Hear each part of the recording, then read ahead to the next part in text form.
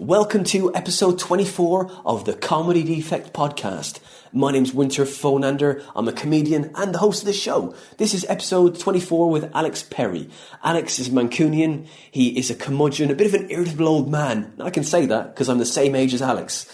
I spent many's an hour driving with Alex. We started off in the afternoon and probably ended in the dawn sometimes. I think it shows in this interview that we've spent a lot of time in each other's company because we just meander through it. Don't really want to ask him any questions. Alex is a hive of factual information.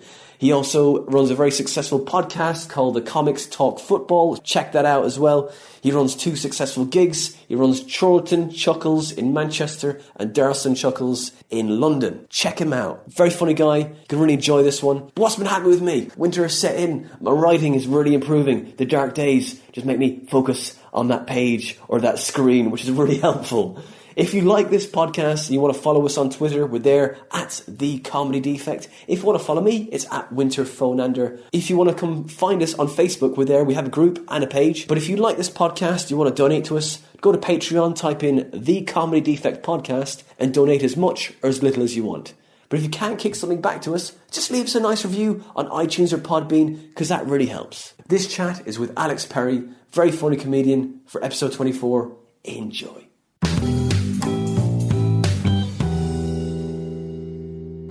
Alex, and welcome to The Comedy Defect. Thank you very much. I'm good, thanks. Yeah, well, I say good. You and I have just come from the train station where some... Can we swear on here? Yes, of course. Go for it, man. I was going to go with a biggie, but I'll bring it down. Some bastard has basically given me a fine because I tried to get off at Hemel Hempstead with an Oyster card. And he wasn't having it, and he was a job's worth, and I hope he fucking dies in a ditch. Yeah. But other than that, I'm great. Yeah, no, I'm alright. It's good to see you. This is weird because you and I get together quite a bit and do quite a lot of road trips, and this is very much just a stationary road trip for us. Let's be honest, we'll probably slag off less people than maybe we do on the way back occasionally. This is true. If you're listening, fellow comedians, we don't mean you, we mean that other person that you don't like. There are touchstones for comics that talk about in cars, aren't they? But we won't go into it right now. But this is on a 2-seater couch as well, which is similar. But you're in the driving seat because you were on the right hand side, of course. I mean, keeping up the theme of the kind of. Are you trying to paint a mental picture for the listeners? I am. I'm trying to, sort of visual aids. Yeah, so... Wasn't Visual Aids... Didn't someone have an Edinburgh show called Visual Aids? Is it? I'm sure there must be some contentious prop comedian, who's had a show called Visual Aids. I'm sure. Yeah, so I am on the right of the sofa, if you're at home wanting to imagine it. Yeah. I'm wearing a red jumper and then nothing below the waist. I thought it was a Lacoste. What's that? It's an eagle, no, so it's Lyle & Scott. Right, okay. Not to be confused with Lyle & Tate, the Sugar people. It's quite a good make in Britain. It's a Scottish make for sort of golfers and that. It's an eagle landing, but there's a very shit American make that looks very similar. Okay. So if you're in the States, what looks quite classy here, well, classy is the wrong word, what looks quite nice here, it looks tat over there. Yeah. Just goes to show signs and signifiers, eh? Yeah. Roland Barthez and all that. In football references already. No, that's... you're thinking of Fabien Barthez. Oh, right. I was talking about the philosopher, the French mid-20th century... This is a highbrow podcast, right? Yeah, of course, go for it, man. Yeah, cool. I was going to talk about Marcuso for a second, but keep going. No, I'm like Joey Barton, who's another footballer who tries to appear intellectual, in that I very much have a Wikipedia knowledge of people. Like I know the names of loads of authors, philosophers. I can talk about a lot of topics. Yeah. I hope I'm not going to prove myself wrong in the next hour. But it's all a very entry level knowledge. Yeah. I'll have read one of their books. Right. So you're faux intellectual, really. You can just... It's not that I'm faux intellectual. Okay, sorry. Here we go.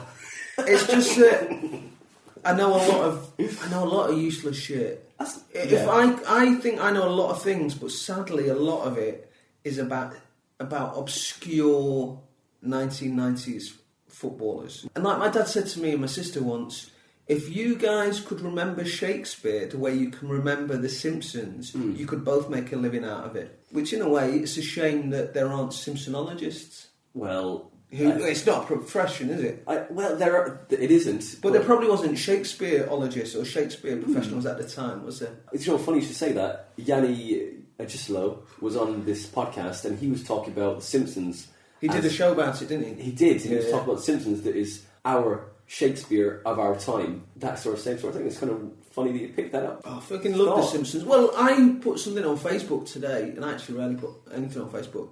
It's so broad, The Simpsons has a line for anything. Because today, and this is the day after Donald Trump's won the American election, there's Kent Brockman, the newsreader, has a line. I've said it before and I'll say it again. Democracy simply doesn't work. And it feels a bit like that today. It's been a bit of a weird atmosphere. I know we're in London, or just outside London. Yeah, 25 miles. £20 worth outside London. I think there's a bit of a weird mood today. I know you work for a broadcasting company, is that right? Yeah, a big national one. We can't say who they are, so we'll just call them the CCB. Mm-hmm. Yeah, that's cryptic enough. The CCD. The big... Yeah, a big broadcasting company. Yeah. Bit of a strange vibe over there today then. Yeah, just in general, just on the tube. Like, I remember when Brexit happened, me and some guy nearly got on a fight. Oh, yeah? The morning after on the tube, just because he wouldn't get out of my way. And he was like, oh, you should have got off the train quicker. I was like, how can I get off the train if you're standing in the doors? I have a lot of pet hate. I know, Winter, that you know me as like a lovable, fun, always optimistic and happy guy. But there's so much little shit out there. And basically everything that I hate in the world is people unnecessarily being a dick to others, and then there's all the subsectors of that. So like people who spit on the street. I hate the tube, which I know is just such a hack comedy topic. And I used to talk about the tube when I first started comedy, but people who don't get out of the way of the fucking doors when you try to get off piss me off so much. Just, you will get on quicker if you get out of the way and let everyone off. It's true. It's like just a bit of common courtesy, that's all. Exactly. The lack of common courtesy infuriates me. I mean, you're the same age as me, Alex, aren't you? Yeah, we're both 28, right? Exactly, 28, yeah. And you're married as well? Yes. Like myself. Yeah. And I met your missus, she's lovely. And how is she? I think that was in a tube station. It was in tube, yeah. Haven't we just done a gig, I think, out in the sticks, and then on a Saturday night, and then we bumped into each other on a Sunday afternoon. That's up and down the stairs, wasn't it? That's exactly what it was, yeah. I think we did that gig in Minehead, wasn't it? Oh, yeah. That one which is...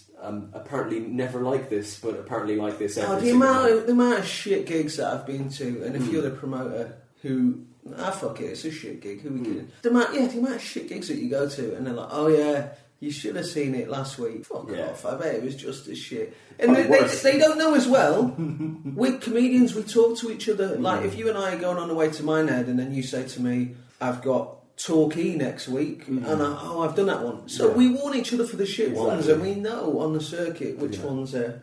Go prepared. But that Minehead was an interesting one, because I mean it was full of wankers for a start, and it was. It was, yeah. But I think you and I, it was pre-Brexit, and we got a sense that Brexit was going to win that, because we saw so many posters and banners for it throughout the West Country, because that's in Somerset, if anyone doesn't know. And also the audience, I think. I don't think it was you or I think one of the other actors is a bit more political than both we are. Spoke to the audience about it. They clammed up, didn't they? Big time. Yeah, but you could tell very Brexity. And so I wasn't that surprised when they won. Come over here taking our pensions, isn't it? That's what it is. You do the football, what is it? That's right, I do a podcast. It's called the Comics Talk Football Podcast. Yeah. And comedians come on each week. We have different comedians, so we've had... Doc Brown on, Carl Donnelly, Kevin Dave, different people, good comedians. Tez Ilias was on it recently. And they come on and we talk about football, so we sort of record it every Monday and we look back at the weekend it was, and we have a bit of a laugh. I know you're not a football fan, so I'll try and just... No, I mean, I was thinking maybe pitch the idea of like, I'll go on the podcast and you pitch me what football team I should support to get me interested in a team. Like, you kind of... dazzle me with the stats. Well, you're from Cork, aren't you? Yeah. So your natural team, I think the English team most people in Cork would support would be Manchester United, which is my team. Yeah. Because there's two famous players they've had from Cork, Roy Keane and Dennis Irwin, who for some reason had the nickname the Bogman. Are there bogs around Cork? I don't know. You see anyone that's outside of Dublin is a bogger. Okay. Basically. So, anyone, as soon as someone hears an accent that's not Dublin, they go, oh, that's a country bumpkin, if you like, to translate to the UK. So, bogan for Aussies. Oh, bogan, yeah, bogan. Because my brother lives in Adelaide, and he came back over about a week ago and went for an underwhelming Toby Carvery. Toby Carvery is, I mean, I know this is going to sound really odd, but it really has. It's really let itself down recently. Don't they have carveries in Australia? They do, but I thought, well, I'll take him to the carvery. We got 2 kids with him. We'll go for something to eat. Like the woman who was going to seat us, she said, "Oh, sorry, look, it's going to be half an hour for more roast potatoes." I said, "Look, I can wait for half an hour. That's fine." So we sat down, and that should have been really the sign that we knew that it wasn't going to go well, this meal. And they charge you £1 now for crackling, and it's a side now. Crackling is a side. Crackling is on top of the meat. It's not a side. It's part of the fucking meat. It shouldn't be. Yeah, it shouldn't be a quid extra. No, this is the whole modern world. People just trying to fleece you at every turn. I don't know, crackling though, if you actually think about it, it is disgusting.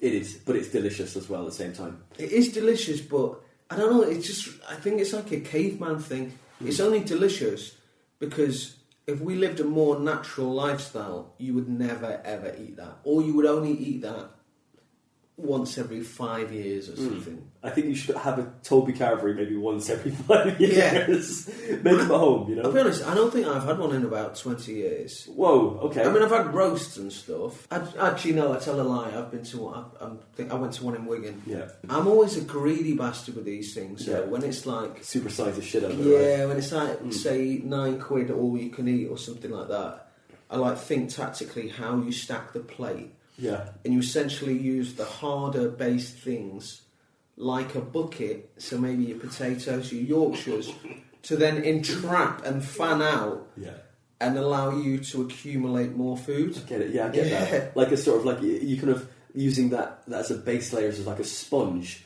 that absorbs the moisture from all the other things. Yeah, I get it, just solid. Only, in terms of patheticness, I'm only one step away from Alan Partridge and his 12-inch plate. Right. If I had a 12-inch plate, I mean, I would bring it.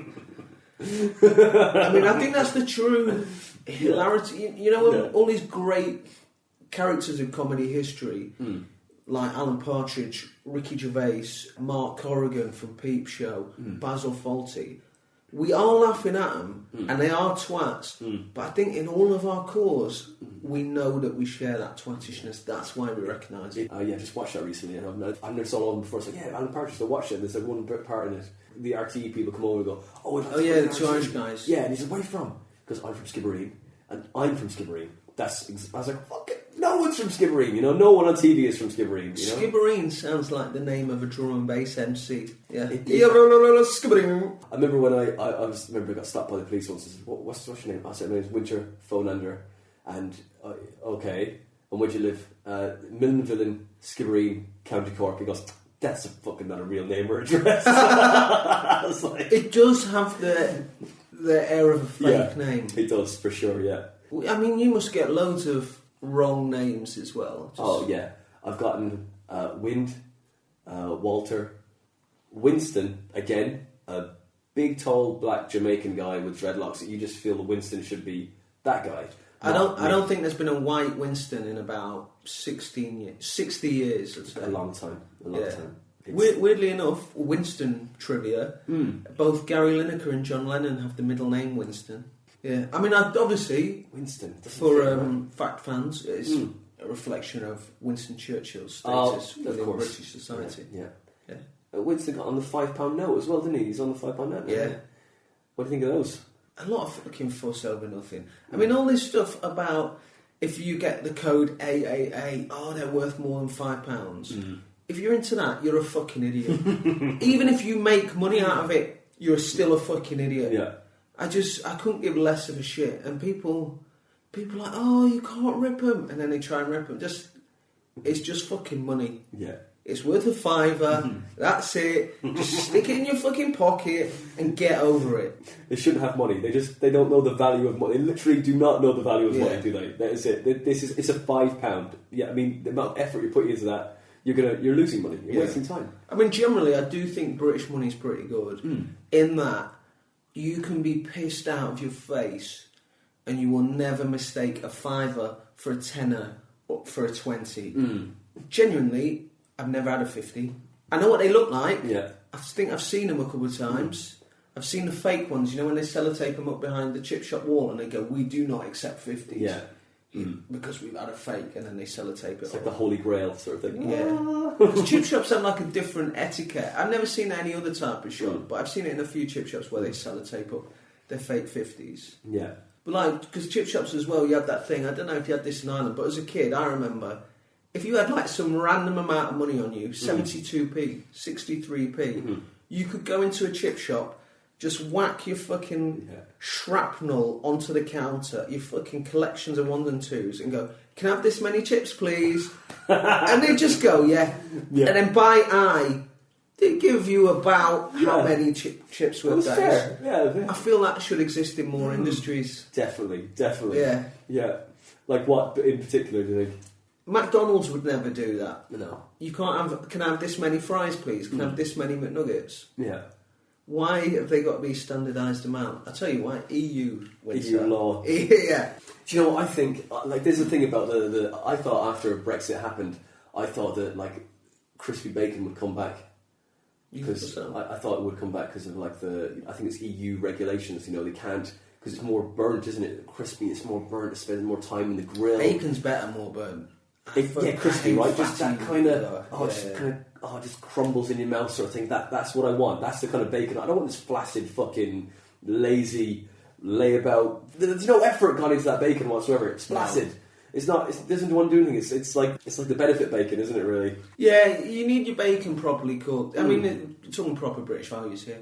We need your bacon properly cooked. We need your tea. Leave the bag in. I can't stand builders' tea. Yeah. I quite pathetically think it's like a sign of me. I don't want to say keeping it real, but being in touch. What's the British equivalent of keeping it real? I don't like middle class British people like me who try and use hip hop phrases. Right. Like people who all of a sudden say back in the day. Just say, do you remember in the past? Do you remember 10 years? Just fucking... Do you remember when? Yeah, exactly. Do you remember when? Yeah. Do you remember when we used to just say, do you remember when? Yeah. But I take it as a sign of me being in touch with my roots that salad cream, better than mayonnaise. Yeah. Here's another important one. Vimto better than Ribena. I don't know from Vimto, to be fair. I just go the cheap. I go the cheap ass. Yeah, I'm at Tesco's, like, you know, own. I don't care. Oh, don't get aspartame. There's not enough aspartame in this. Oh, don't get a fucking Tesco own brand fucking blackcurrant fucking church group fucking kids club youth club fucking Biker Grove piss. You know that they're fucking worth 1p a fucking glass. But you know that stuff, right? If it's in a bottle for like more than like I think a day or so, especially the orange, you try to dilute it and you drink it. You're like, oh, this is separating. This is like oil and water. It's not quite. It's not dissolved in it properly. So you know you do the podcast, right? You also run a gig, don't you? What's the name of your gig again? Sorry, I was just drinking. A cup of tea there, as you asked me. I run a couple. I run one in London and one in Manchester. I was just actually thinking more about Vimto though. Oh yeah? Because I just remember, I forgot all about this, but I used to go out many years ago with an American girl. I remember her telling me her mum came over and staying for a few days and bought something to drink, just bought Vimto. Didn't realise you needed to dilute it. Tried to drink an entire glass. Whoa! Did she manage it? Did she? I don't think she did. Oh, yeah, it's a bit sweet, huh? Yeah, I never got on with her that well, so I always found it quite funny. Yeah. Do you remember as well when you were a kid? Just thinking of Vimto, this just tickled me. Go on. Remembering back, because I came from a kind of family like we were all right, we were comfortable. I wouldn't say we were rich, but we weren't on the breadline either. Yeah. So we'd have Coke occasionally, the drink, obviously. And, you know, we wouldn't have it all the time, but we'd have it quite a bit, and we'd have juice occasionally. And if you go around to your mate's house, and they were, like, poorer than you, so they'd always just have the shittest drinks, like what Peter Kay used to call roller cola, or just fucking the fucking awful own-brand Ribena. When their mum would come round and your kids, and you're watching telly or playing the computer, and they bring the shit drinks over, and you just give your mate a look like, come on, man, this is... Oh, no. Kids are kind of honest like that. That's true. There's an honesty to kids. You're like, oh no. I only had that when I went to like parties and stuff because I was never allowed sugar when I was a kid at all. Oh really? I was not. My mother was like, Weetabix was like, oh sugar, it can't have that. That didn't really help me. No Weetabix. No, like it's like shredded wheat was fine because that was healthier. You know, shredded wheat is fucking dog shit. Mate, I know. Tell me about it. Shredded wheat is like what a fucking barber sweeps off the floor at the end of the week. It's fucking horrible. You've got to boil it until it gives up and finally softens. You know, it's like boiling strands of leather to eat, you know, and then it's awful. It's just the most heinous of all breakfast cereals. Yeah, that was it. And then when I went to kids' parties, I'd be like, you know, like the old man in the corner, like mixing the cola. I didn't care. Cola, cola, amazing. It's got sugar in it. Let's do this, you know. And then it would be violently ill following that moment of just sheer indulgence. Learning how to take sugar for kids is a lot like how you have to learn to take alcohol. Yeah. Sort of 10 years later. I mean, I got sort of raised that generation and background where your parents taught you to drink. So I drink with my parents from, say, being 15, 16, you'd be allowed the odd beer and what have you, and they'd let you drink. And they'd let you drink with your mates and let you sort of learn your limits in an environment that ain't going to be too dangerous. It's the same with kids, like, because if you starve people or something, they just want it more. It's like everyone knows that phenomenon of where do the loosest girls come from? Catholic schools, because everything gets hidden away. They're desperate for it. Yeah, it's true. First bar fight was at home. Fucking yeah. Have that, you fucker. That's it. Oh yeah, that's it. Look at me funny. This is what happens now. I'm just trying to teach you something. Trying to teach you. This is how it's going to happen. Yeah. And then just wait to learn. Making some chips. You know, mom's making some chips, and then you go and pay mom. Yeah. Fight breaks out behind you. It's best to keep it in the house. Yeah, it's true. You know, it's a safe place. It's a safe place. Yeah, so you're asking me about those gigs. I'm from Manchester. I live down in London. A lot of people keep asking me, "Oh, you've moved back to Manchester," but I think that's solely because when I'm on social media, i.e. Facebook and Twitter, I don't really post that much. So I tend to just do the promotion for the gig, which is in Manchester. But my dad helps run a social club in Manchester, and they decided to start a comedy night. Oh, nice. So I sort of... They asked me if I'd MC it, and then I just got roped into fucking doing more and more. So my partner in crime, the promoter, Graham Thompson, if you're listening, mate, you need to be doing more, because I do all the fucking social media and all that and try and promote it. And I mean, I know more comedians, so I do the bookings and what have you. And it's going well. We've got a regular audience. Yeah. It's a nice club. It's fun. I try and put on...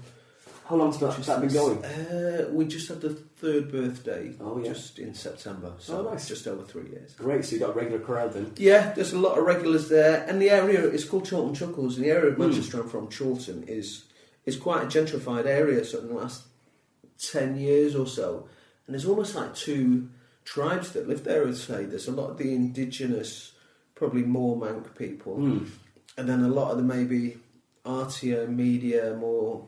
left-leaning liberal types, right? Who've come in, many who've come in with the BBC moving up there as well. Yeah, traditionally Chorlton would be it's a suburb, and it would just be like another suburb, like say Willington or Stretford for people in the city. But it was traditionally where people would go as postgraduates once they left university and sort of in their 20s. I think for that reason there was a lot of bars there, because there'd be a lot of people without kids with disposable income, and there's some nice houses there, and they're all. When we were kids, they were nearly all broken into flats. So there's like 80 bars in the whole district. Broken into flats. Well, literally, in both senses, No, there would be. I mean, those flats would get robbed all the time. Oh, really? Yeah, because if you're a burglar, and you're breaking in, you're better to break into flats than a house, because there'll be each flatmate will have their own video, their own laptop. Yeah. You know, that's it. All that sort of creativity and all the things to do in the area, much like say Stoke Newington in London or somewhere, led to it being gentrified really. So now it's very expensive. Nearly all the people that I grew up with have moved away, and I've moved away, and my sister's moved away. But yeah, you've got these two tribes. So our social club is like the cheapest place in the area, and then it's not one of those. There's hipsters. There are hipsters in the north, believe it or not. Unfortunately. And credit to them. I mean, if you're a hipster in the north, you certainly have to dodge a lot more shit than East End Hoxton types. Right. Yeah, I've seen them get loads of shit in the past. Yeah. From sort of mouthy drunk Mancs. But Salford used to be really rough, didn't it? I mean, a friend of mine used to went to college, Salford College. Yeah. And he said that, like, just walking up the I don't know, wherever campus he was in, there's fucking prostitutes just around, like, hanging about, and people trying to, like, give you, like, whatever, like, any drugs you want. Here you go, man. What do you want? Want sex or drugs, whatever. It was all happening just before the campus there. Yeah, Salford's an interesting. I'm from Manchester itself. Salford's is sort of the bit next door. It's sort of, you think of it like a pie, So I love it. well, I'm trying I love it. I love it. The northern. I didn't even think of that. Northern description of anything. Just think of it like a pie. Oh, It's shit. fucking My brilliant. northern subconscious. A fucking What about? fat cunt northern subconscious. I instantly go to pie. Do you think that when you go to the West Country, they have a pasty like with like a chart on the wall? I could have gone pizza. I could have gone anything round. I mean, to be fair, they are called pie charts. I don't know if we invented pie charts. Maybe it was a northern mathematician who's like, guys, you know this circular thing? We were going to go globe. No, pie. Pie, yeah. Yeah, so anyway, like a quarter of a slice, the whole west of the city Yeah.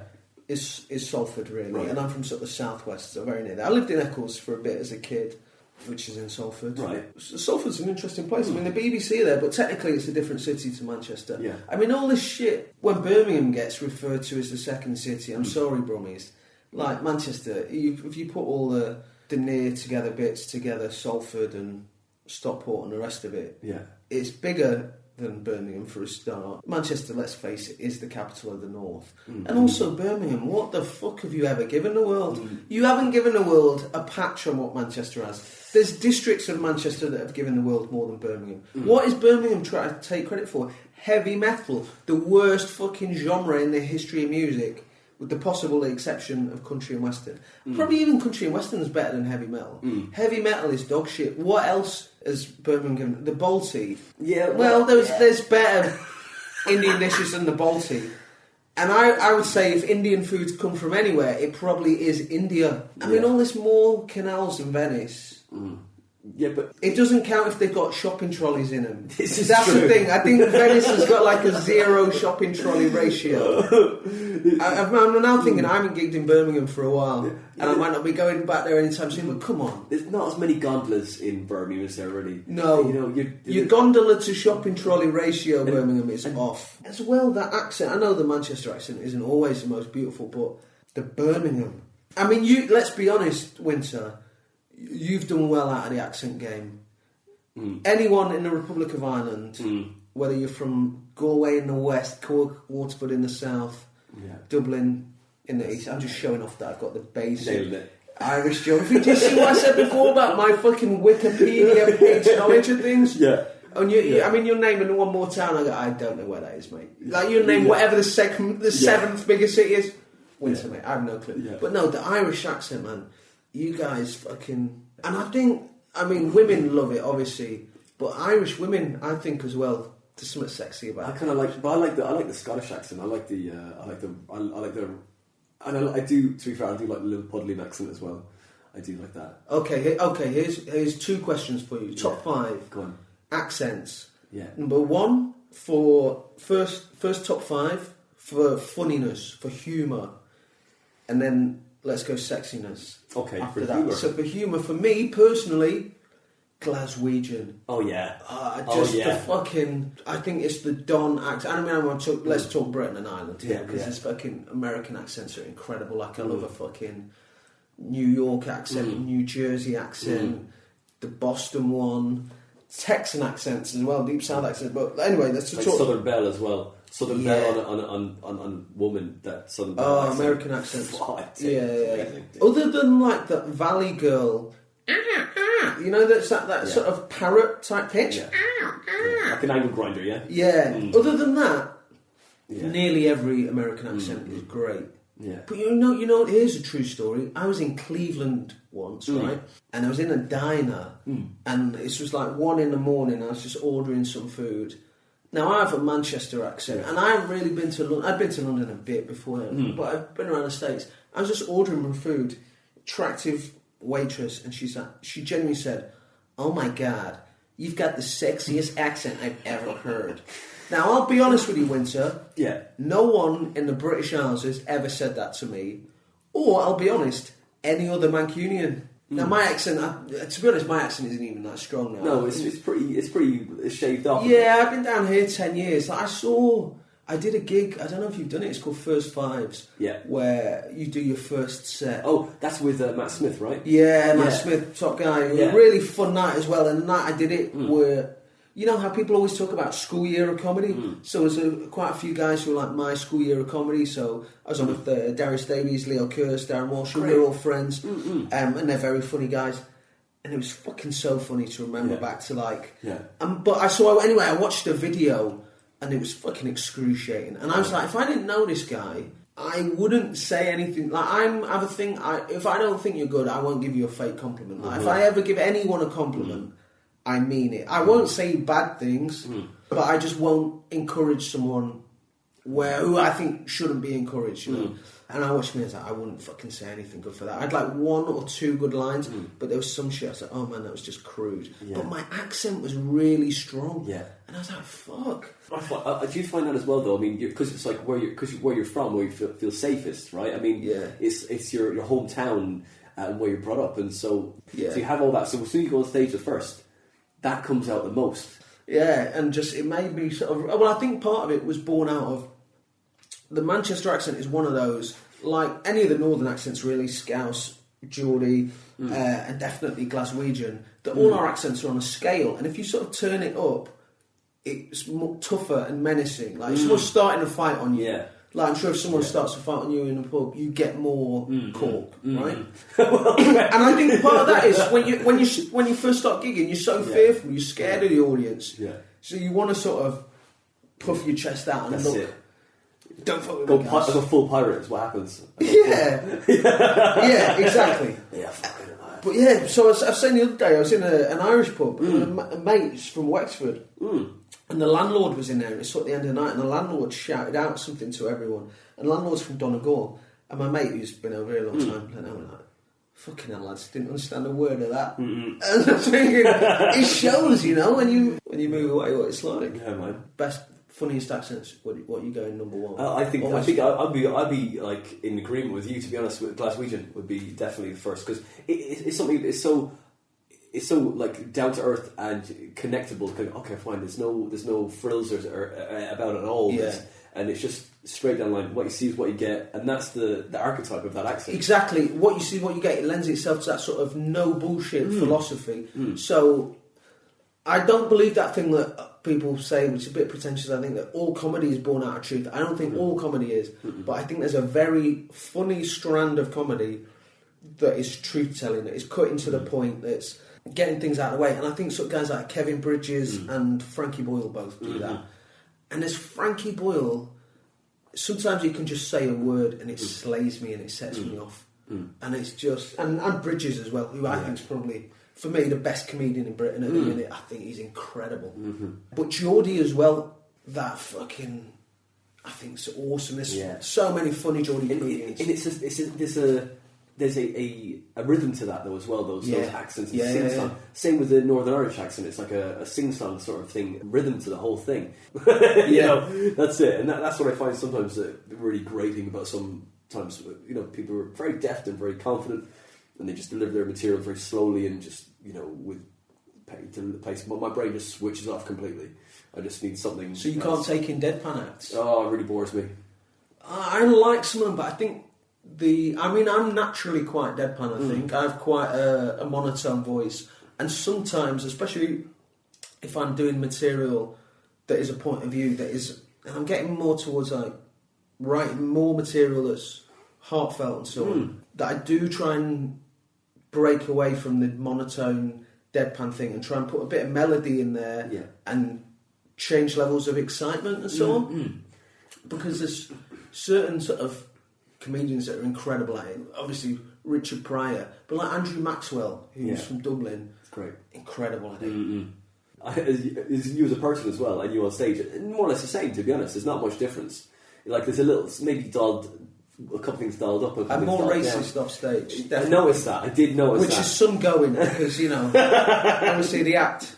With you on stage, it's like your persona is, there's also, or your persona, it's who you are. It's the thing about you is there's a latent rage underneath everything that I feel that you're saying. Oh, really? I feel there's like a little kind of, and that's, you know, there's always this kind of, I saw this thing. Right, you know, and there's like, this thing, did this thing, I would have done that as well, you know. But you say you're deadpan, but there is a... We're talking about the ticket you got fucking fined for. Yeah. And there's that same playfulness and the for fuck's sake, this has happened, and that little annoyance of the minutiae of life, you know, that you take to the stage as well. But yeah, when did you do your first gig?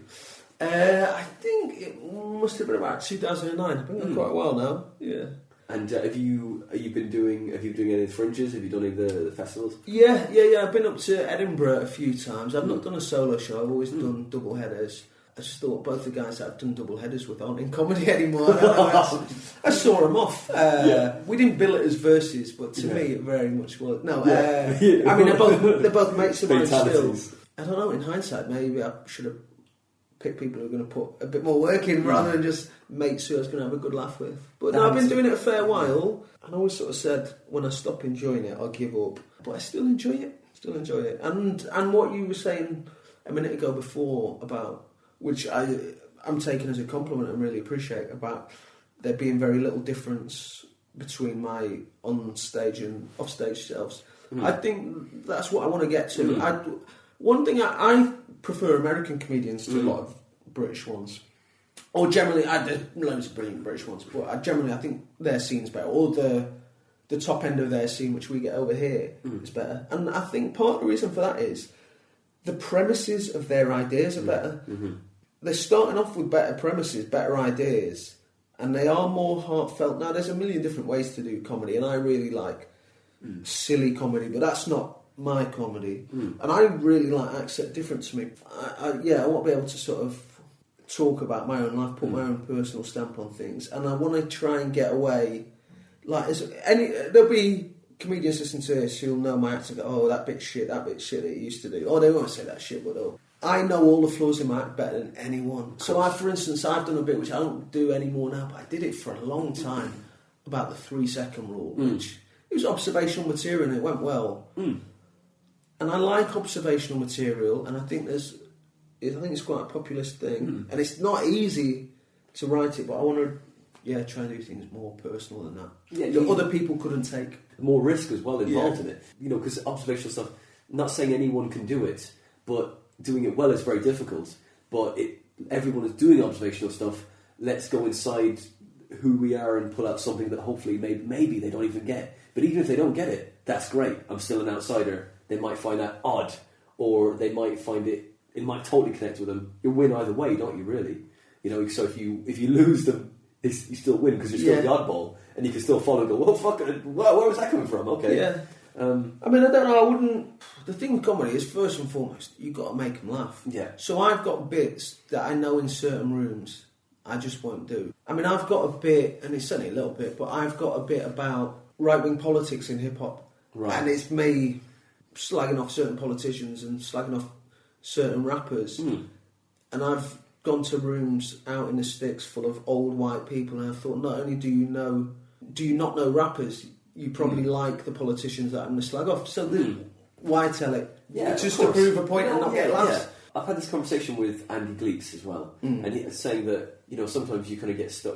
Sometimes you're like, well, there's not many options because you're trying to appeal to the masses, if you like. Yeah. And you kind of go, well, there's not many places you can go, or stones you can touch. You go, right, okay, guys, this is where we're going.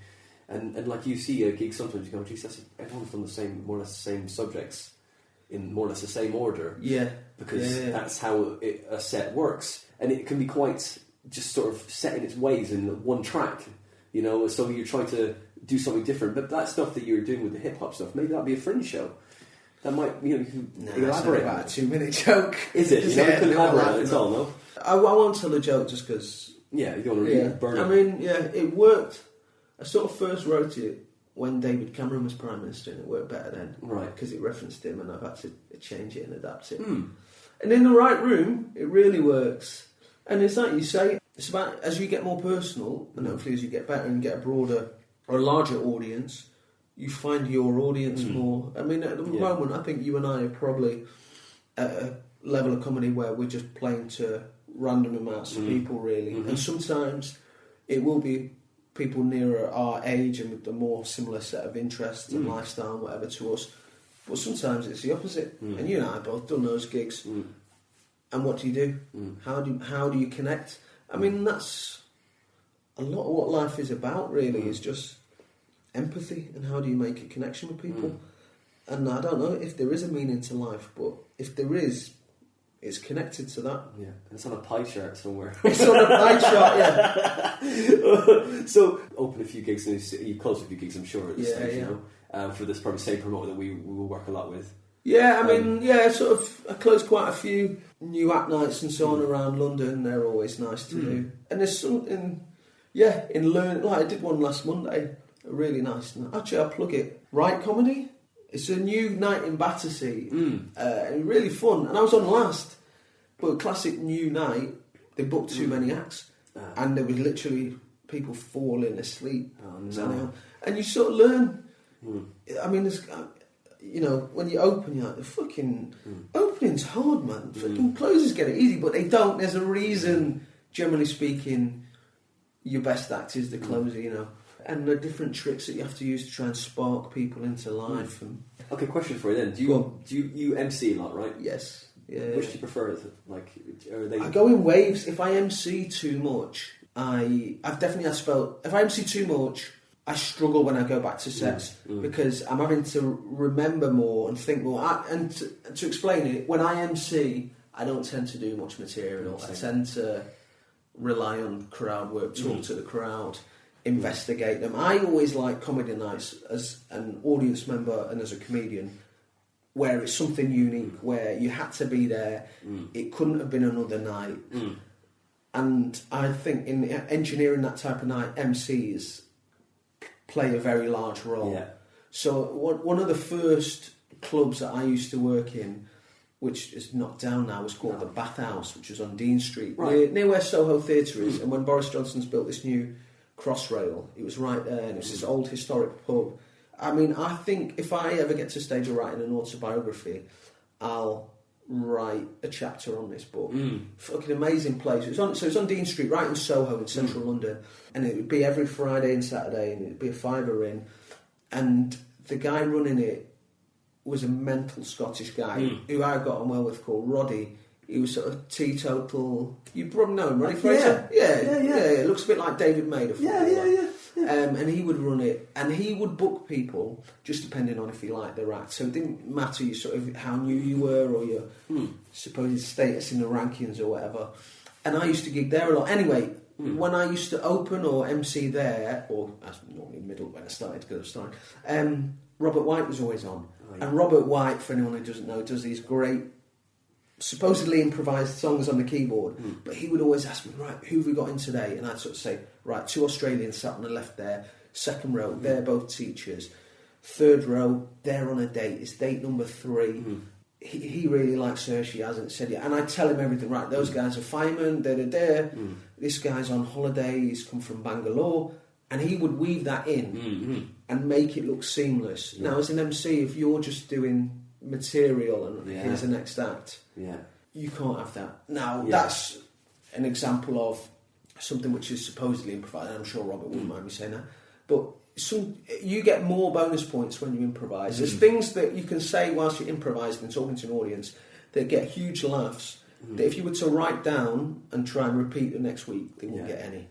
There's something about being in the moment. That's it. I've heard pretentious things comparing stand-up comedy to jazz, but there's something about that, something about it being in the moment. Yeah. That uniqueness, that just is something that electric, that it's electric, that moment. Yeah. That just sort of like that. Some sparks, and you could say anything that they've already thought of randomly. It's a weird dynamic, isn't it? Because you're like, and you feel sometimes that they want you to say this thing. It might be you're like, no, I don't want to fucking say that, and you go to the next thing, and it's even better.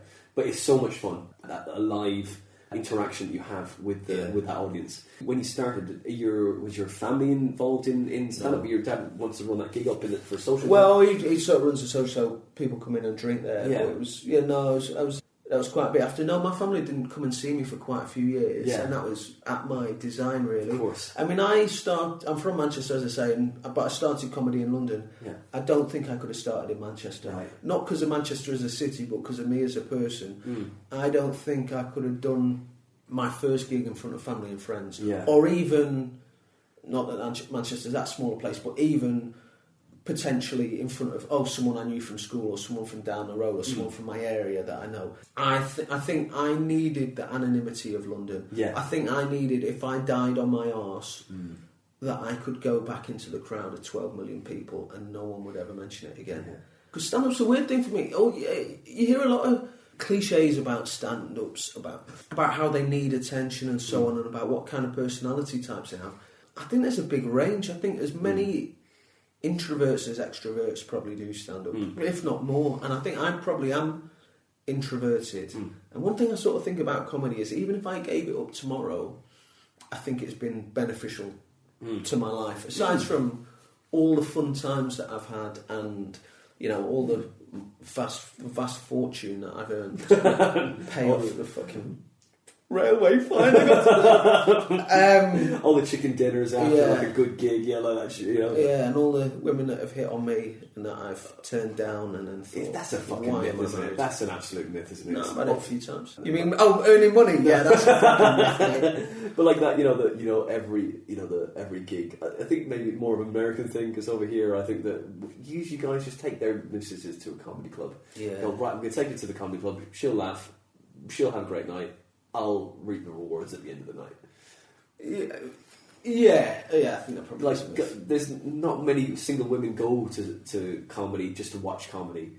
If they're there, they're usually with a group, and that's usually a hen party, and it's all about the girl, isn't it? I think if you've got a game and can pull women anyway, if you're a comedian, that is probably my problem. That was probably my problem, I think. Yeah. When I said you, I just meant one. I didn't mean it. One, yeah. But sorry to go back. You were nailing it. Did you meet your missus at a comedy club? No, but I took her to a gig that I did quite early on. Oh yeah. And thankfully it went well. She sort of brought her mate. It was at the bathhouse where I mentioned before, and I sort of helped running the night, so I sort of saved them 2 seats right at the side, because it's like a semicircle shaped room, so I made sure they were right at the side so that I could play forward and not have to look at her. And it went well, thankfully.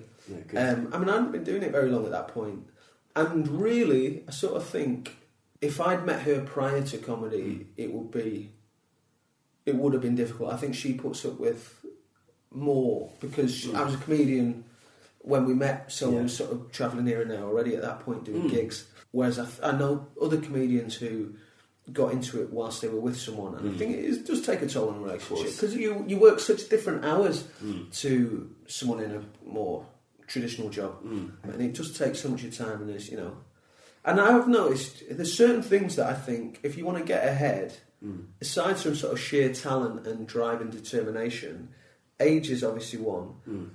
If you live in London and live with your folks, so you're saving money, and if you drive and you can go here, there and everywhere, that makes a fucking difference. But if you don't have a partner, there's loads there's loads of gigs I've been offered and they're not great gigs, and I've sort of thought, fuck it, I'll stay with the missus. Or other things that I've done with her, which is not to say she's helped me. Well, I suppose it is implying she's helped me back. She hasn't. She's very encouraging and supportive, but there's something to single guys who can hammer gigs every night, whereas I don't gig every single night. But I think you need that balance between writing and gigging as well, because what's the point of like just going out every night? You could be exhausted from the night before, and you can just kind of like not do a great show. I mean, okay, maybe in that moment of being exhausted, you're not in your head, and you're just in the moment of not thinking about it, and something might come up to you. That happens only when you've got that sweet spot. And the rest of those gigs that maybe that week will be terrible because needs gig. The comedy circuit, you've got the open mic circuit and like the paid open mic circuit, and then you've got the professional gigs, and then you've got like a better, there's varying degrees of better pay in those. But you do have, each of them have a circuit, and the open mic one is go out gig every night, and that's a fucking hamster wheel that could fucking destroy you and make you do the most cynical, bitter comic you could ever be, and then because you never got to those other gigs because you're too busy getting the wrong feedback from these other gigs and going, oh no, this is how it's done. Oh yeah, and everyone's you become a legend on the open mic circuit, which is unpaid, and wondering why you're not progressing. Well, because you're not getting the right response to progress to the next level. I see people who are on that circuit and they're doing things like running all these Facebook forums, putting a lot of energy into things that aren't making them a better comedian, that are maybe improving their standing or making them more well known within a certain community. But what for? It's not going to take him anywhere. And some people, I don't know, some people are big into that. Yeah, and there's definitely people that I think that will have seen that almost use it as a replacement for a social life. Yeah. I think. Well, to be fair, I think I might be a victim of that. To be fair, this is my social life right now. So you just get your friends around, but you talk to them, but you record it. I only have people on that I like. What else do you do apart from do the comedy to decompress? Is that it? Well, I mentioned football before. I'm very into football. I wonder if I have enough interest. Like I watch films and I watch stand-up and all that shit that everyone does. Really, it's like when you fill out your UCAS form. You know, I don't know what the Irish equivalent is. Yes, I know. You know the forms to go to university, Same thing, yeah. and they go, "What are your hobbies?" And I'm not from like an Eton background where people had hobbies. Everyone just puts socialising. I watch a bit of telly and I get pissed when I can. I don't play computer games at all. All right. And I used to when I was a kid, and I was into like Super Nintendo. Yeah. And I just Which conscious the Mario Street World? Fighter 2. Oh, great. Chun-Li. Yeah. I was always Ken. Oh yeah. No, not Ken. Ryu. Guile. Oh, Guile. Oh, Guile. yeah. I used to love Guile. I used to play as Guile. The American guy. Yeah. He did like no, it was Australian. Sorry, wasn't or he? something. No, he was like a US soldier. He looked like Dolph Lundgren and a very sort of upright blonde with the flat top. With Sonic Boom. Yeah, Sonic Boom, and he could do a kick. I never know the names of any of them because I always play computer with the sound off and put tunes on. And I listened to a lot of music as a teenager. Axe kick, the axe kick, like the uppercut kind of thing. And so he was good though, he was fast. Yeah, so you could play on your back foot really, and you could do sonic booms, and he could do very fast little jabs. We've really gone down a mine hole there. Yeah. So you were... No, but I gave it up because I sort of was so obsessed with football. Like, if I have more than one of these type of generally male interests, they're just going to be kryptonite to women. Right, yeah. And like, I speak to my missus about it sometimes, and she's like, I'm so glad you're not into computers. And I could be. I could easily spend time being into computers. Yeah. I couldn't even tell you what game's on what, any of it. I go around a mate's house, I play like a grandma, just like hitting the buttons, don't know what they do. Can't be asked to get into it. And I know completely why people enjoy them. Yeah. But it's just, I consciously made an effort. In the same way that there's loads of good footballers who they're not the best, but they've absolutely made the most out of talent. So for football fans, I'm thinking like Darren Fletcher, James Milner, who I've read in interviews, they've never drank alcohol. Like Gary Neville said when he was 16, he realised if he wanted to become a professional footballer, he had to ditch every friend he had because he needed to concentrate on it to that extent. And he couldn't have any temptation to be going out drinking, to be going out trying to meet girls, doing anything he shouldn't be. And, you know, he played for Man United in England and had a great career. I almost felt like that if I ever want to get laid, I can't play computer games, man. Yeah. So you're married to her now. I've been laid. So I'm not a virgin, Winter. It's worked. Well, that's good. I'm glad to hear that. That's it. You're happy now. You're married, so so now you can start playing computer games. She can't. That's a good point, actually. That's it. There's no escape from you now. Yeah, I mean, that's the thing with a marriage, though. Yeah. No, you can't change too much. 70-30. Like you do both change, but you can't. Anything too big that you bring in is grounds for divorce. Like you can't be atheist. You're both atheists, and then a year in, you go, you know what? I'm Catholic now. You can't do that. You need to. Anything too big, like you can do little shit. Like, look, I'm into tennis now. Yeah. I'm going to play tennis once a week. That's just about all right. Yeah. If you're playing tennis every day, and like you're meeting and playing doubles tennis and shit with other people, that's too much. Yeah. You need to have the same, pretty much be the same core person. That's what they bought. It's like a phone and shit. You can get upgrades. That way. It doesn't even work that way the other way around, though, does it? I've only been married a year. What the fuck do I know? I'm winging it. I'll be honest. I've been married 3 months now, so Have I seen you since then? Because we had a big spell of gigging together a lot in the run-up, and I remember keep talking to you about the... No, I don't think so. Because I only just know we haven't seen each other since that last gig in the Minehead one. Oh, God. And that was... so that... But, I haven't... I'm not moved in with my missus yet, so I don't... Wait, have you never lived together? Never. No, I know you're Irish now, but what's going on? I know, I'm living the dream, man. This is awesome. This is wedded bliss. You've done it though, right? Yeah, definitely done it. Oh, Definitely. You know, been away. She does exist. She's a real person, and lives around 5 minutes from here. I'm not even. I'll be honest. I'm probably like 85%. I believe she exists. Yeah. But there's 15% that start thinking that after we turn the mic off, I might say to you, Winter, I might to just use your bathroom before I go, and then I walk in and I go in the wrong room, and it's just like a shrine to some woman that used to work with like 5 years ago. Yeah. And you're like, get out my wife's room! like a blow up doll with a photograph on it. Yeah. Yeah, mate. Well, we'll just the toilet straight ahead, okay? Toilet straight ahead of you. You should have put a sign on the toilet, that's all I'm saying. Are you planning to do any fringes this year? Hopefully, yeah. I'd like to do a show about football, I think. Oh, yeah? Yeah, I mean, I just love football. Like, I grew up, my family were big into football, like both sides of it. My dad always used to take me to watch Man United, like, I had a season ticket. Well, I've still got one now, actually. Right. And just obsessed by it. And if I was a good enough player, I probably would have never bothered getting into music and never bothered getting into comedy. I mean, I know that So wait, you say you got into music? Were you playing? Very, very badly. I've never really been in bands. I can play guitar a bit, i.e. I know chords. Right. And I can play keyboard a bit in that I know chords. In that, when I was a stoner at uni, me and my mate would fucking just jam along, really. Right. And had a band that never played any gigs, but we just used to fucking dick about. What was the name? Do you have a name? Come on, it has to have a name. Come on, you can't just not name it. Was Simpsons inspired. Oh yeah? Yeah. The Space Coyotes. Okay, cool. Which is an episode which features Johnny Cash as a voice. Homer has a very hot chili and it makes him hallucinate, and he talks to this dog.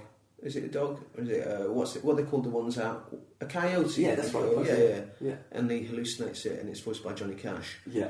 And then when he goes back to reality, he talks to Marge, and for some reason Homer shouts, "In your face, Space Coyote!"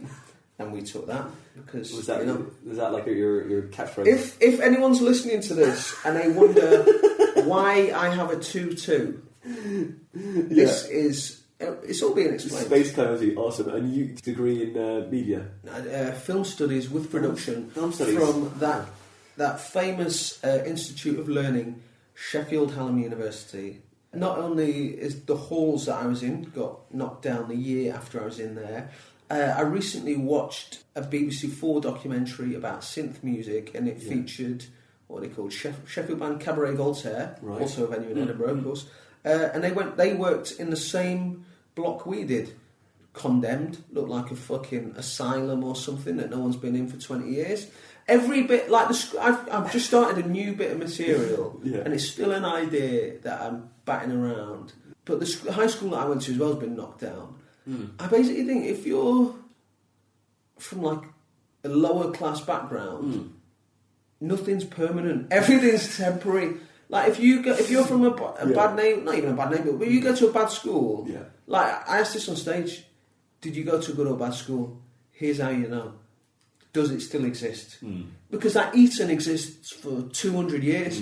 If you went to a shit comprehensive, it won't exist in 20 years' time. Like a building full of prefabricated buildings. Exactly, we had prefabricated bits that were supposed to get knocked down that were used 30 years later. They should have been condemned. We had a tunnel that went from that was for the first floor, that went from one building to like this annex building, that you were only allowed to walk through it one way, because if too many people went on it at once, it would fall down. A gangway then, really? Yeah. That's great. It was fucking nuts. Wow. That's... I mean, we're talking a comprehensive in 1990s Manchester, so I sort of was quite unfortunate in my education in some terms, in that my entire high school... I did my GCSEs when the Labour government got in, and the Tories prior to that, Thatcher and Major put no money in education, certainly not in comprehensives in the north of England. So we were like 35, 40 to a class at sometimes. And I've tried to talk about some of this on stage, just because when I've told mates, they found it funny, but finding the right details is difficult. And also, some people just don't relate to it whatsoever. They're just like, what are you talking about? But our final years, when I did when we did our GCSEs were great because there was about a third of the people left that there was when we started the school, just by virtue of people getting expelled or just sacking it off completely. So the only people there pretty much were the ones who wanted to be there. Yeah. And you definitely got I did okay. I got 1A and I did enough to get into sixth form because comprehensives in Manchester, you're not expected to go to further education, so they don't have sixth forms. You know, when people talk about things like lower class people being discouraged from going into the arts, they think it's all part of that thing of like, if you show a bit of creativity or something, your mates go, "Oh, you're a fag." Now that's definitely that is totally it. Same. No, but it's not just that. That's part of it. But another part of it is like our careers advisors and all that. I in year 9 when you had to pick your topics, you had to draw 2 pictures and you got marked out of 10. I was brilliant at drawing. I was on Rolf's Cartoon Club as a kid. I was the first person in the history of school to get. There is. I'll get to that in a minute. There is actually. I'll get to that in a minute. Right. You had to draw 2 pictures, both marked out of 10. I was the first person in the history of the school to get full marks. I could draw amazingly. Brilliant. I could draw brilliantly. The school was so shit. They at no point did they say to me, "You need to do GCSE art." They just pushed us towards geography, and I did geography and history. I hated geography just because they told us if from this school, if you want to get into a sixth form, you can't do artistic subjects. Like, it wasn't just kids being masculine or homophobic saying don't do arts. Like, most lads realised, like, those art subjects, there's more girls in those. Pick them. That's it. Like, a mate of mine went to study fashion. He was an older lad. I remember me and my mate being in sixth form, and I remember him coming back from uni, and he was down in Wimbledon, whatever the college is there, doing fashion. I remember he came back, and we were joking with him, "Oh, yeah, you're doing your fucking fashion course, you little fruit." And he's like, "Lad, seriously, there's 33 people in the class. 30 of them are girls, and the other 2 lads are both gay." They're the odds. They're the numbers. Yeah. Oh, you wanted the Rolf story? Yeah. So Rolf, I had it for a long time. Loved Rolf. Never thought he was a pedo or anything like that. And a mate of mine would always joke, "Oh, he's a nonce." Like, before it properly came out. Yeah. I was like, "Look, mate, he's not." I remember him. He's a sound guy. And stop slagging him off. I was very pro Rolf. Yeah. And my family, he drew a Rolf-a-roo. Remember that little thing? Right. He drew one of those, and like we had a Polaroid picture taken at the time when Polaroids were like the future. Yeah. And this was framed. This Polaroid picture of me and Rolf. He said, "To Alex from Rolf," and he drew a Rolf-a-roo. This was framed in like the hall in my mum and dad's house upstairs on the landing. But the only thing that I remember him doing that was vaguely paedophile-y. Remember, he used to do that breathy. Yeah. Yeah.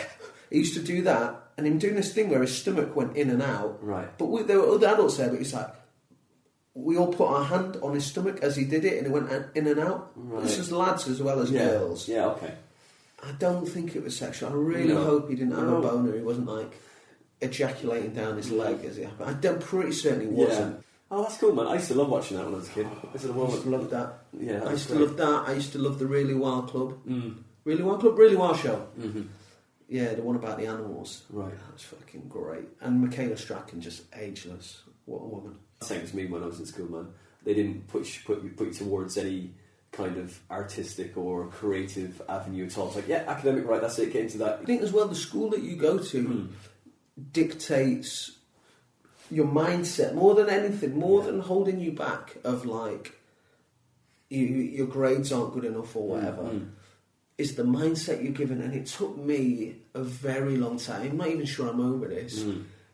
I was in top set for everything, which sounds a good achievement, and it was, but it wasn't that good at school, do you know what I mean? I was just a bright lad, and I put in just enough effort to get by, and I always got bad reports, bad parents' evening. I hated parents' evening, because I knew every time my parents would come back, and I'd just get a world of shit of just like, they said you weren't paying attention, they said you're not working hard enough, all this shit. Were you just joking around? And I was like, well, yeah, kind of, yeah.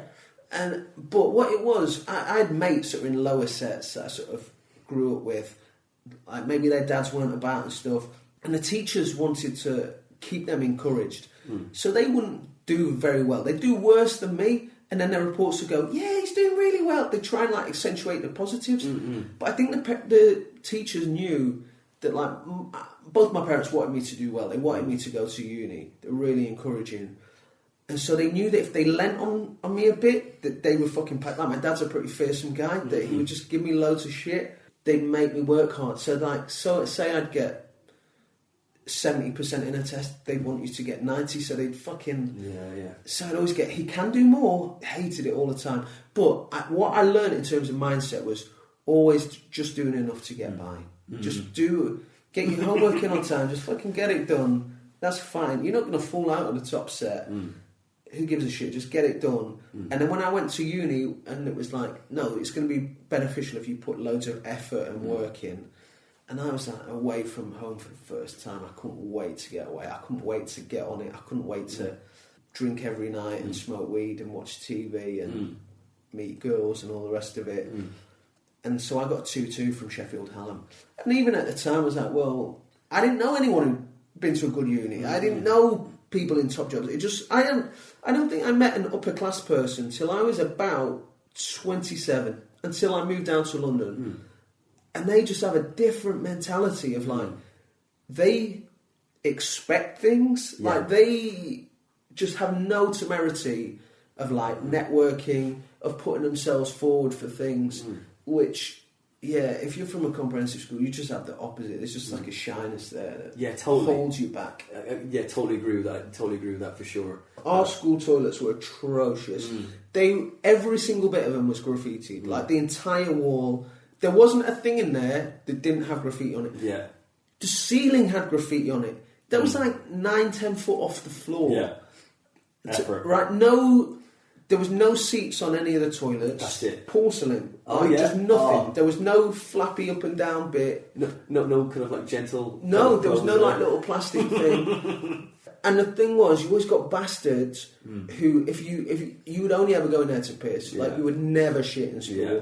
And sometimes, if you needed a piss, you'd just go at the back of the field at break. Yeah. Because there'd always be some little snide cunt who would wait by the toilets, and if anyone went in, he would go inside, spit on the door handle, and then slam it so that you had to put your hand in the spit to open the door. Now, for any youngsters that are listening, probably no one listening will ever encounter that, but if you want to know how to get out of it, what you do is you hit the tap, you cup your hands, you keep the water in your hands, you take it over to the handle, and then you unleash it on the handle, and it should wash it away. Now, obviously, if there's paper towels, those green paper towels that we used to have, if I see those now, they're just... Isle. Do you have Isle as well? Yeah. Isle, sandpaper of all toilet tissue. Yeah, that fucking see-through fucking... Yeah, I don't know how it was transparent, yet it had the texture of sandpaper. Yeah, and sharp as well. You could fold it. I think sandpaper's underselling it. It was glass paper. The fucking hand dryers never worked. The ratio of taps that worked was probably about 1 in 6. Like it was like Russian roulette, man. You would never get it the first time. So this is your fringe show. Do you think you're going to go on just me, just moaning about fetal position? Do you remember when? Do you remember when we're at school, sort of thing? Yeah, I tried talking about this on stage, and to be honest, I don't think I've nailed it.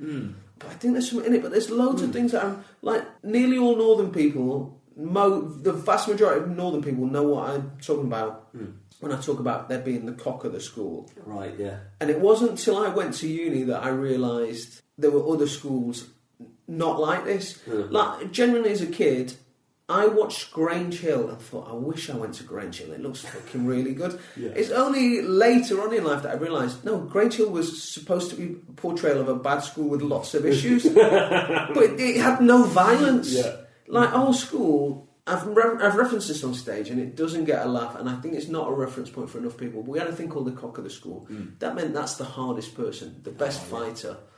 I'm sure it goes by different names in different places. But you'd also have a cock of the year, so there'd be a cock of year 10, cock of year 9. You'd even have a cock of the girls. You'd have cocks of other schools. And it was almost like heavyweight boxing. Sometimes the cock of year 8 would have a fight with the cock of year 9. Sometimes the cock of your school, like we went to a non-religious school, there was a Roman Catholic high school literally about 50 yards away. That was not a good idea. Why? I mean, divide and conquer, but... I saw our school have pitched battles with them. It was like football hooligans, literally just getting out at the same time. We're on either side of a big council estate, and you're just seeing loads of like 13-year-olds and 14-year-olds just run at each other, just punching each other. And you knew who everyone was because you had your uniforms on, and you recognised who was your school, and absolute fucking nuts. Now, I was never much of a fighter. I'd sort of linger at the back and watch these things. Yeah, it was just nuts. But it was like there was a league table, so you'd have a guy, right, this guy's a second cock, that guy's a third cock. And it was almost like prison. Yeah. But every now and then there'd be a dispute over two positions, and it would sort of like go around, they're gonna have a fight in a cemetery after school. Our school was like right by a park, right by a cemetery. And Manchester, there's like loads of alleyways as well. So it's like the most violent time of my life was the first 16 years. Not even the first 16 years, just ages 11 to 16. And it shapes you. Like, I've seen way less fights as an adult, but I've got certain mates who I went to the same school with, who I'm still mates with now, and other mates that I know from other places. We almost have a sixth sense for when violence is going to start. None of us are fighters, and I'm not a particularly big guy. I'm like 5'8", but I can be in a pub and there's a fucking atmosphere in a room, and that guy there is about to do something. And I can sort of. I've sort of been in places where violence has started and known to get away a lot of times. Like, I'm just nice out and what have you. Yeah, that's it's always good for a gig when you're like, oh shit, I can see this shit's going to happen. I mean, you get a similar thing as a comedian when you just walk in a room sometimes and you just know straight away, there is not going to be comedy in here. There will not be laughter in here tonight because there's a mood. Sometimes it's just a mood, and that's the best comedians. You know, when you see the comedians who like look like they have fairy dust sprinkled on them, you're just like, what is that magic? Like, say, someone like Patrick Monahan, who's hilarious, and you watch him and you can't help but laugh, but you think, if you wrote this down, it wouldn't necessarily be funny. And there's something about the highest level of funny people have something about them. If they walk in the room, it's like if a miserable person walks. You know, sometimes if someone's really down and they walk in a room and they've got a black cloud over their head and they can just bring the mood of a room down without saying anything, the opposite can be done as well. Definitely. It's kind of infectious. Contagious. I mean, sometimes as a comedian you need to do your best to generate that mood and bring that into a room. And so when's your next gig? Where can we come see you? My next one's tomorrow in Camden. I think I'm opening before a new act showcase. Good luck to all the new acts. I will not be sticking about to watch any of your sets. One and done. Yeah. No, which is not horrible, but just there's more productive use. So when I started, I did always used to stay to the end, and I always sort of thought you can learn from watching better acts. But none of you are better than me. No, I might try and get another gig elsewhere, or it's relatively near to my house, so I might go home. Any gigs of note coming up? Anything nice? Chorlton Chuckles, if you're in Manchester, I think is Friday the 18th of November. If you're in London, there's Dalston Chuckles, which is the 17th, the Thursday beforehand. That's free, and that's got a stellar lineup of new acts who I fully respect and will watch. And I'm emceeing both of those. I've got a few gigs in, I can't think. Well, and obviously this was the big highlight on my calendar. Yeah, of course. I mean, big red circle around it is cat making. Yeah, well, because we've cancelled it twice. I got offered a nice gig tonight, to be honest with you. I turned it down and asked if they had any others, and they didn't. But we've cancelled it twice. You did tell them that where you were going, though, right? He said, look, we're going to do the Comedy Defect podcast. I'm sorry. You'll understand. And he went, yeah, of course. I did actually say I'm going to do a podcast in Hemel Hempstead. Yeah. And they probably thought he needs to evaluate his life because he ain't getting there on an Oyster card. But your dog escaped. Is that the dog that I met? No, that's a different dog. Did that dog come back? That was a substitute. No, that dog did come back. Oh, good. It was suddenly the realised. The dog warden got him. Oh, did he? Is that a real job? I thought that just existed in 1970s American cartoons. You're angry about the Oyster card mishap. I'm angry about the fact that I have to pay £70 to get your dog back. Yeah, exactly. If cloud, huh? If it wasn't, is that for the council or is that a private company? That's for the council. Yeah. If that were a private citizen and they just got in touch, I don't know, say there's a number on the collar or whatever, found your dog, holding him to ransom, how much do you think you would have paid? £70 would be fine. Yeah, okay, so it all evens itself out. How come he escaped? Well, basically, he can open the door, and the door wasn't locked that day for some reason. It happened. There's not a Rita Hayworth poster in the kitchen that he's slowly been tunnelling through, and he had to go through a tunnel of shit for a mile, No. and then break out into the pouring rain. No, funnily enough, He left a note for his mate. He did. Shawshank Redemption. Oh no, I could follow that further, but I will not. Go on. No, I will Go not. on. No, I won't. Is it because that would be vaguely racist? It is vaguely racist, yes. It is vaguely racist. But I should point out that Winter has a beautiful black Labrador. Well, one of his is Siberian, the other one is from Canada, because the Labrador is from Canada, the Husky is from Siberia. Don't know why that helps the story along, but that's just more extra information. When you say he's from Canada, he was born there. No, well, he's his heritage is kind of Canadian. Labrador. That's where those dogs come from. Fucking Brexit, he shouldn't even be here, should he? Worse than David Tusanos. I mean, I'm going to write to my MP. I'm say first Winter's Labrador, then David Tusanos. Yeah, right, okay. Yeah, it's probably easier for Canadians to come over anyway, isn't it? I'd say so. Yeah. I never knew they were Canadian in origin. Yeah, they are. They keep that quiet, don't they? They do. They keep to themselves, you know. Yeah, like Greg Rosetsky in many ways. They pretend they're British, but they're not. Well, Alex, thanks for coming on the show. Oh, thank you for having me. Great. It's been a pleasure. At that Alex Perry on Twitter. At that Alex Perry, yes. We'll find you. And the Comics Talk Football podcast, if you like football, or if you don't, just listening. Got loads of great comedians. So Manchester United now is my team. Oh, really? Can I follow one? Well, Cork City just won the Irish FA Cup, a bit closer to home. And Ireland beat New Zealand in the In rugby. I saw that. Are you into the Gaelic football? I realise you're trying to wrap it up and I'm dragging it out. Because I was in Galway recently and they played a bit of it. But who won? No. Dublin won. Yeah. Mayo lost by a point because they've got a curse. I love a curse in sport, and Mayo's curses. Yeah, got a good it's one. like Cubs curse, huh? Yeah, the Cubs have just beaten it. The Boston Red Sox have one. I think Newcastle United might have one. And Trump has just won the 2016 election. Yeah. And cursing everyone from now for the next 4, maybe to 8 years. Until nuclear Armageddon. Yeah, well, we'll see. Maybe this will come out. Hopefully this will come out before that. It should do. I mean, that's quick work if you click end on this and then we just see a bright light and mushroom cloud and then... Well, it'll be a great finale for this podcast. You know how they say cockroaches would survive a nuclear war? I think Hemel Hempstead would survive a nuclear war. What Milton Keynes Not said. that I'm slagging it I off. think Luton. Well, if Hemel's going to survive, Luton's going to just kill it. Luton's going to be the new capital of the world. Could you imagine? Someone should do that, like a futuristic Westworld thing, where there's been a nuclear war and London got blitzed, but Luton didn't. So Luton it's got an airport. I mean, it's probably quite well placed. It is. Yeah. Sci-fi writers, if you're listening, have that. That's not me. You're welcome. Is that the end of it? Yeah, let's say bye. Bye now, folks. Cheers, Alex. I just come on the show.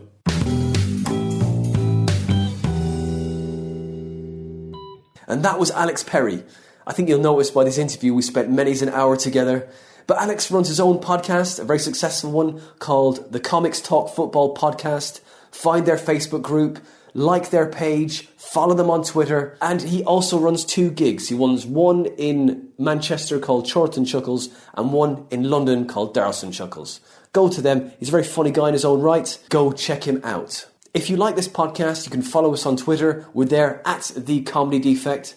If you want to follow me, it's at WinterPhonander. If you want to come see my live stand-up gig dates, go to my website, which is winterphonander.com, and come see me live. I'll make you laugh. If you like this podcast and you want to donate to us, go to Patreon, type in The Comedy Defect Podcast, and donate as much or as little as you want. But if you can't kick something back to us, just leave us a nice review on iTunes or Podbean, because that really helps. I haven't attacked the Guinness Encyclopedia for a while because I'm trying to get everything in balance, as I said to you before. but I'm getting there. I'm still on page 25, but I'm going to do another 25 pages very, very soon. And find those jokes on Twitter at Guinness Jokes. The next person we've got on here, she's been on the circuit for 20 years. She's very funny. You're really going to like her. She's such a warm and lovely person.